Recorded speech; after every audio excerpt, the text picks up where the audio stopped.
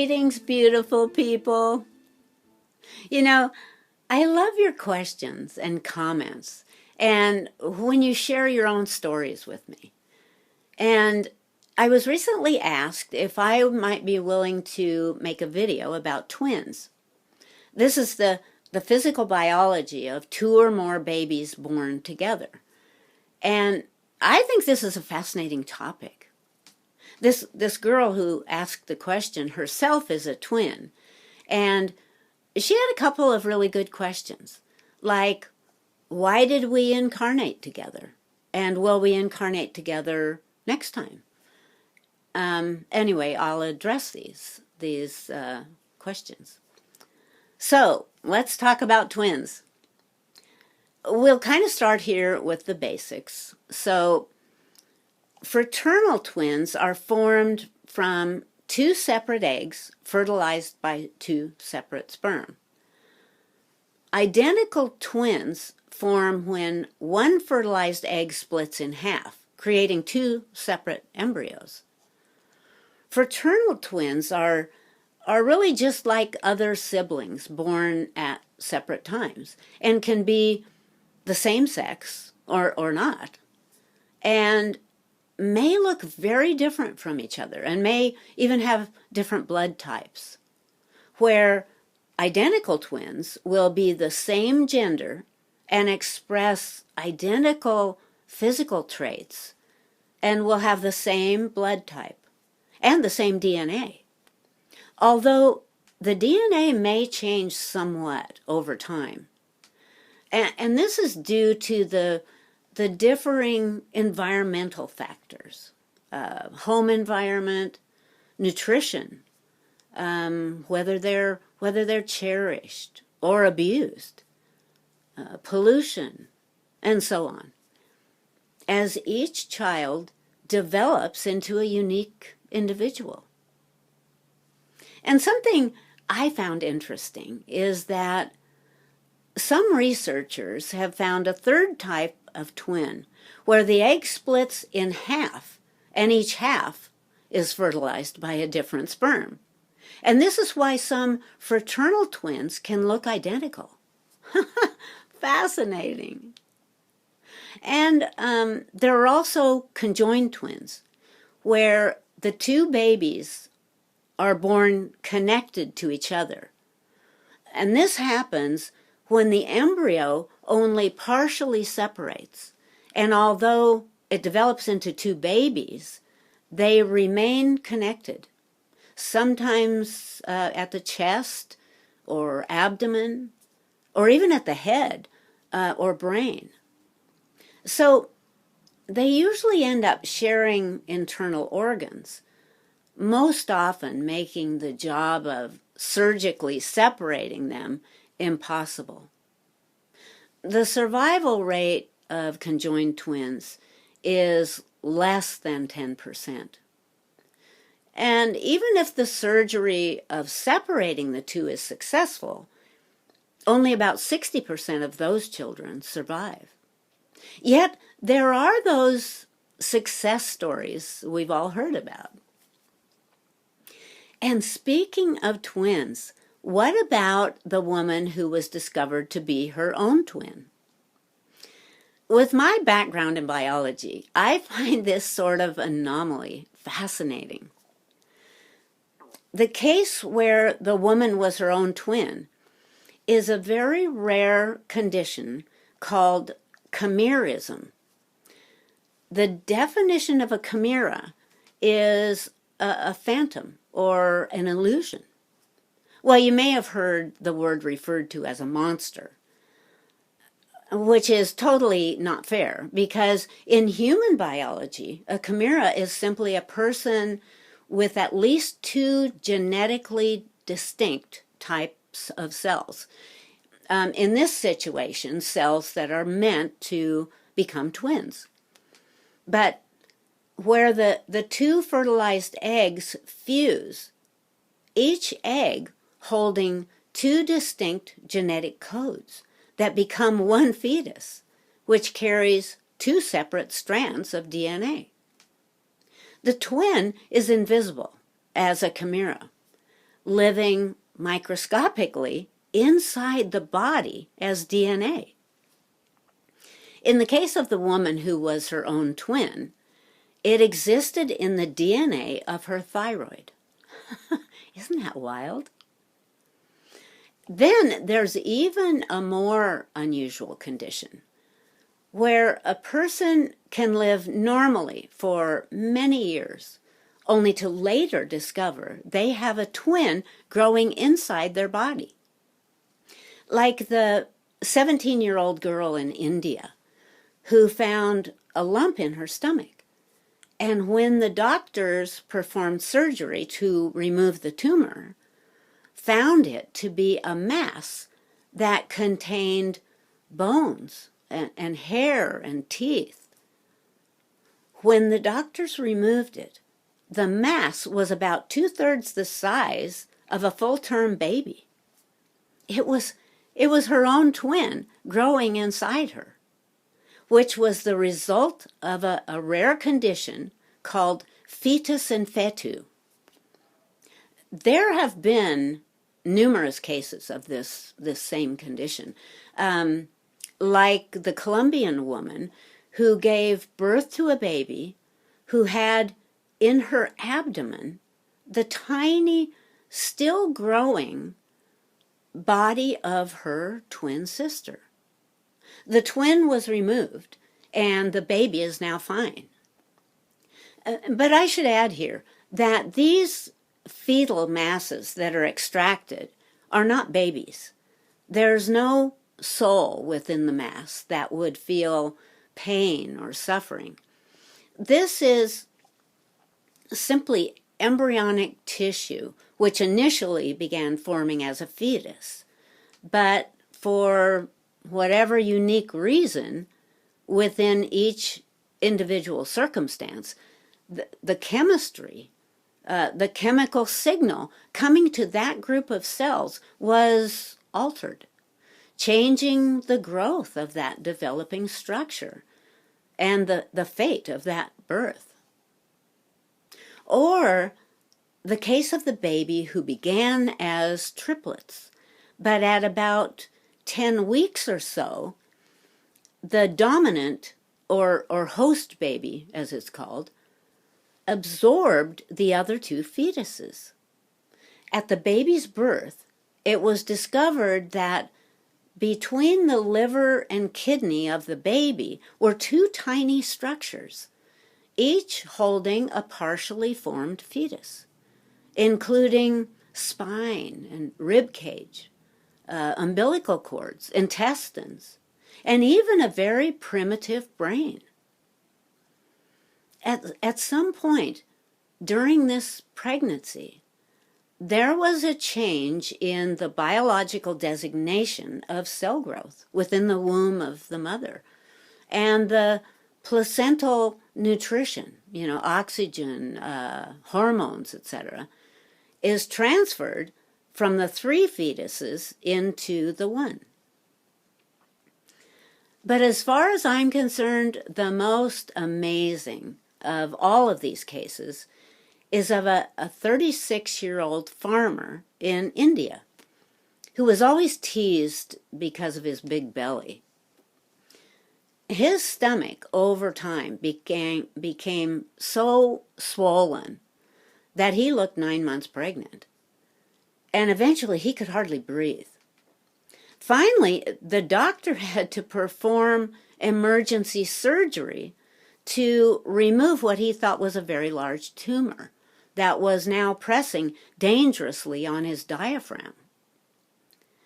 Well, when the surgeon cut into the man's stomach, gallons of fluid spilled out. It was almost like the man was giving birth. The surgeon was shocked to see that inside this man's stomach was a half-formed body that had hair and jaws and feet and even hands with long fingernails. This was another rare case of parasitic twins, where a fetus gets trapped inside its twin. The dominant fetus grows, and its twin continues to live and can even survive past birth by feeding off the host baby, like a parasite, until it grows large enough to begin to endanger the body of the host baby. And then it would usually need to be removed. Well, for this man, directly after the surgery, all of his pain and inability to breathe disappeared, and he immediately recovered. But what makes this case so bizarre is that this man had no idea he had a twin inside of him for 36 years.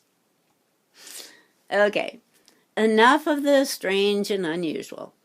Those, of course, are extremely rare representations of twins, but deserve to be in the discussion.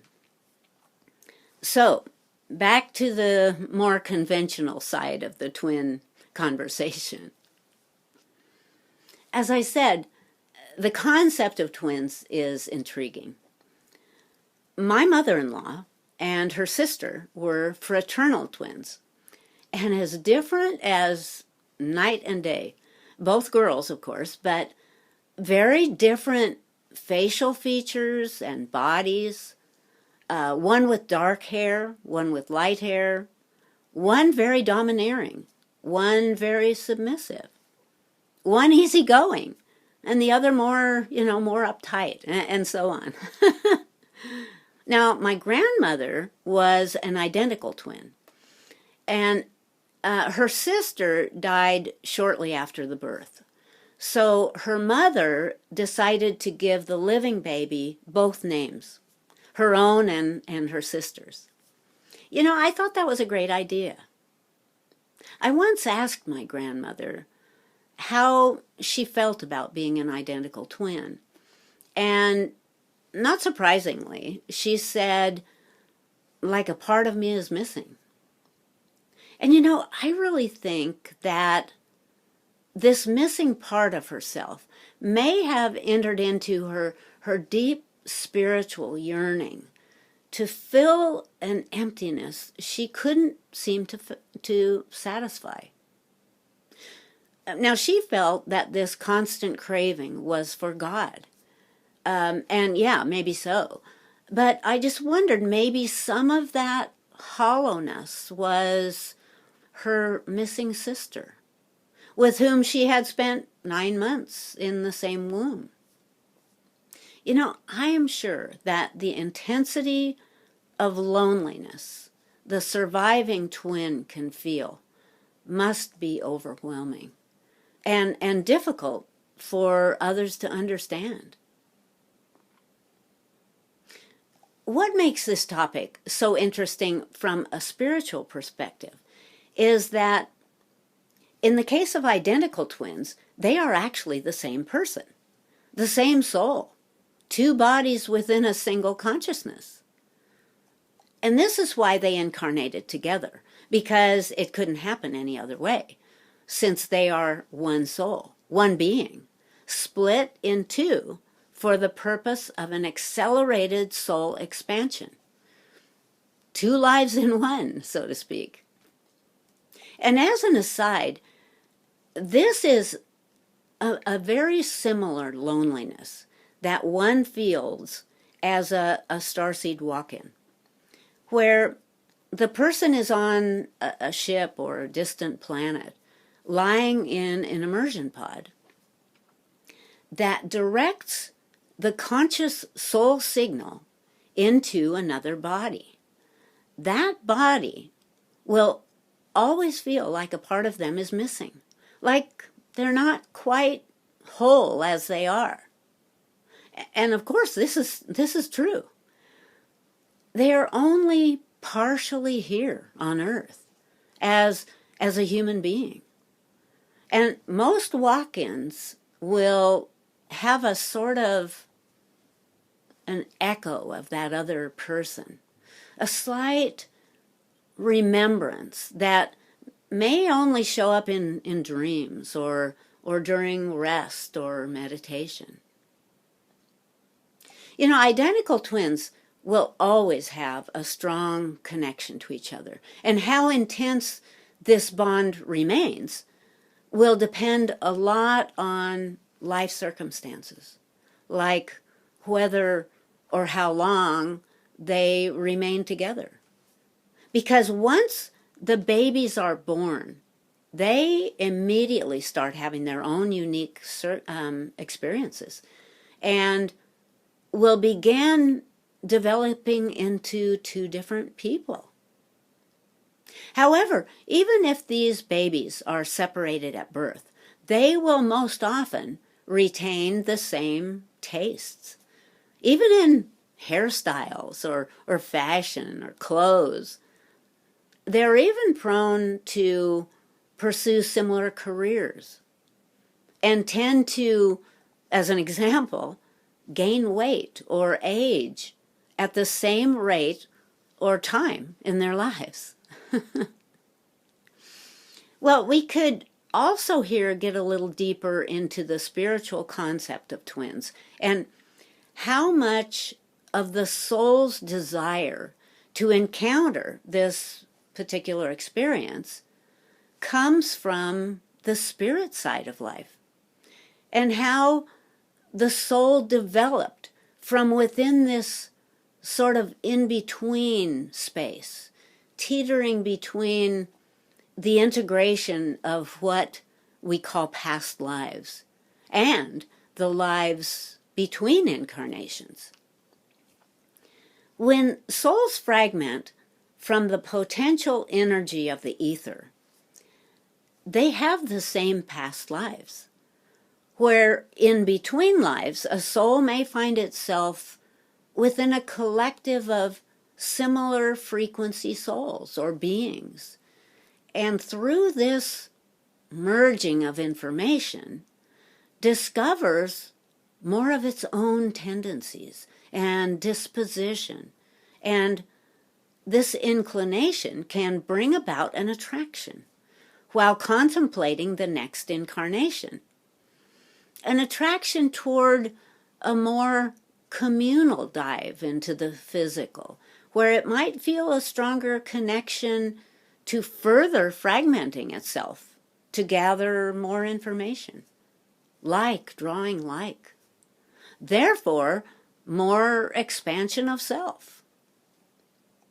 And to answer the other part of this girl's question about whether she and her twin will incarnate together in the next life, this will be up to them both halves of one soul, whether they decide to continue as two fractions of a whole in the next life, or at death to integrate into a single aspect of soul once again.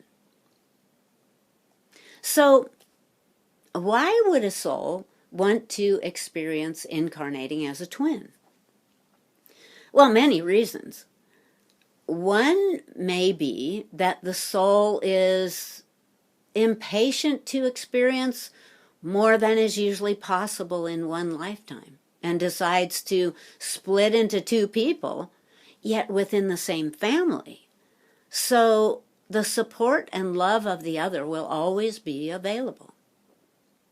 It's an amazing opportunity to observe yourself in a different role, in a different body, to watch this part of yourself react to every circumstance.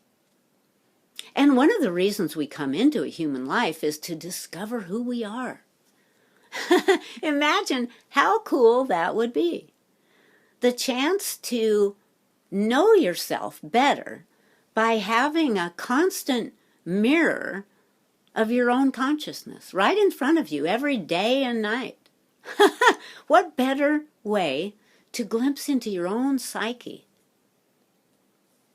Another reason might be to place within the pre-birth plan different events and encounters for each. So the lives will be similar, but very diverse in many ways.